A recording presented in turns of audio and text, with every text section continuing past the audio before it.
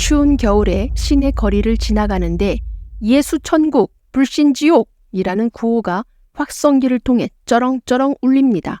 1980년대에 한국의 기독교인 수는 1200만 명으로 인구 3명 중에 1명이었습니다.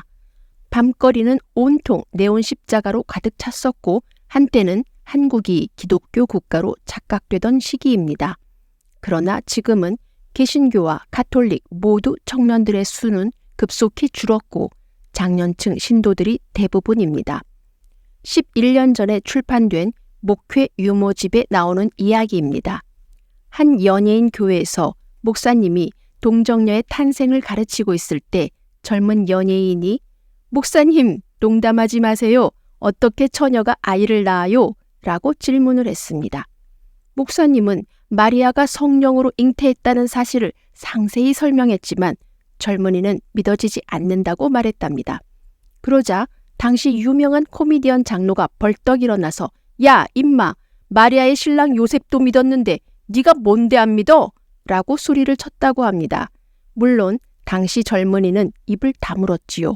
그러나 지금은 윽박지르며 떠납니다. 지금은 어떤 때인가요?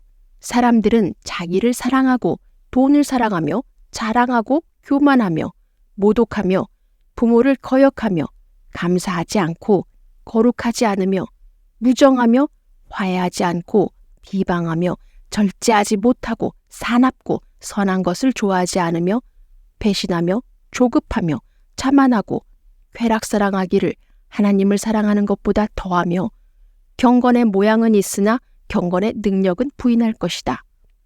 현재의 악한 시대를 잘 표현하지 않았나요?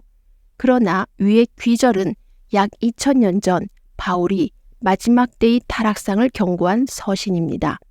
종말의 시대는 하나님에 대한 사랑은 형식만 있고 자아가, 에고가 하늘을 찌르는 시기입니다. 20만 명의 팬클럽 회원수를 가진 트로트 가수 임영웅 씨, 그의 노래는 중장년층의 힘들었던 인생을 위로하며 그들을 감동시키고 그들로 하여금 진실로 고마움을 느끼게 했습니다. 팬들은 자신들의 마음의 아픔과 소외의 결핍을 채워준 트로트 가수에게 고마움을 넘어 감동으로 진정으로 그를 사랑하게 되었습니다. 우리와 하나님은 어떤 감정을 나누나요? 부자가 되고 건강하고 안락한 삶, 그리고 천국 보장을 약속받으며 하나님 사랑합니다 라고 우리는 말하는 것이 아닐까요? 그러나 하나님은 그런 일방적인 사랑에는 관심이 없습니다. 가스라이팅 시키며 세속적으로 우리를 구속하고 싶은 사람들만 그런 우리에게 관심이 있습니다. 하나님은 어떤 분이신가요? 고린도전서 13장에 믿음, 소망, 사랑, 이 셋은 항상 있으나 이것들 중에 가장 큰 것은 사랑이다 라고 하였으며 고린도 후서 13장에서는 하나님은 사랑의 존재라고 말씀하십니다. 하나님이 세상을 만드시고 에덴 동산에서 아담과 이브에게 모든 것을 아낌없이 주셨으며 두 사람이 진정으로 하나님을 사랑하도록 선택의 자유도 주십니다. 진정한 사랑은 조건 없이 서로 주고받는 것입니다. 하나님은 사랑이시니 사랑 안에 머무는 자는 하나님 안에 머물고 하나님도 그들 안에 머무십니다.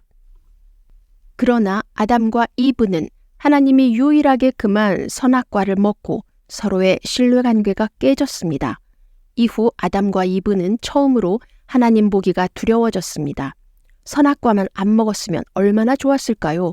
하나님이 베풀어 주신 열매를 편하게 먹고 살면 되었을 텐데 정말 안타깝습니다.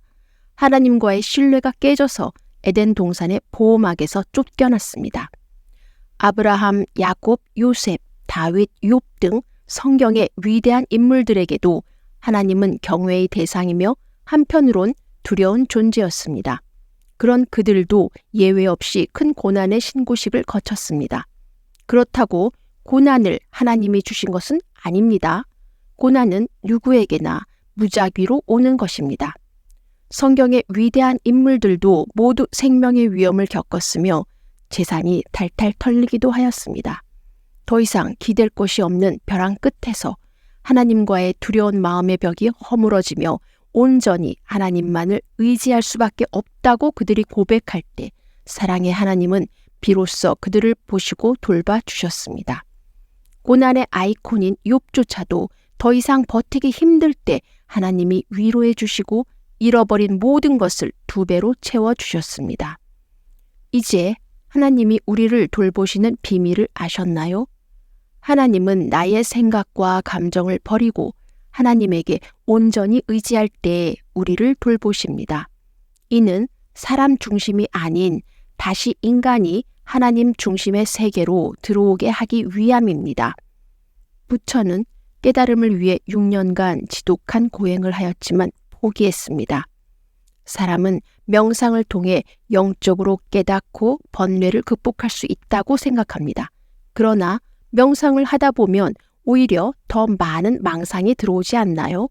그리고 막상 감당할 수 없는 시련이 닥치면 답이 없습니다.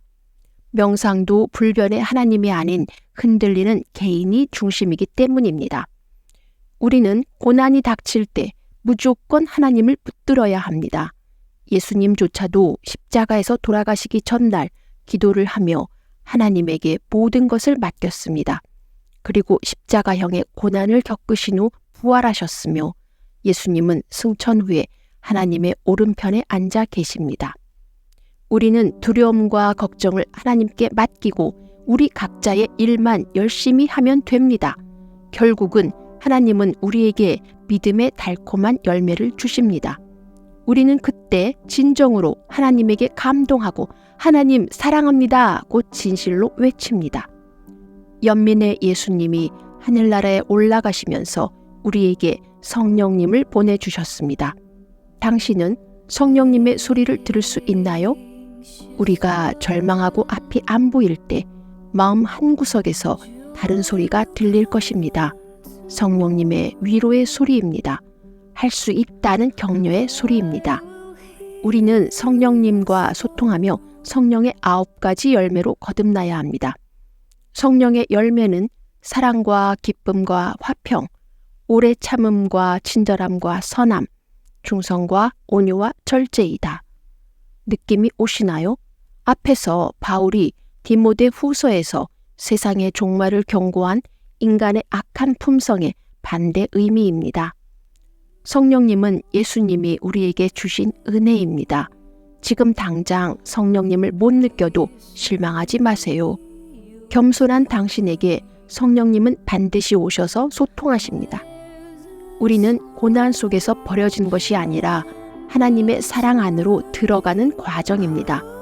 고난의 예방주사를 통해 우리는 더 이상 자기 중심이 아닌 하나님 중심으로 변하며 성령님의 가르침 아래 평안한 인생을 영위할 수 있습니다.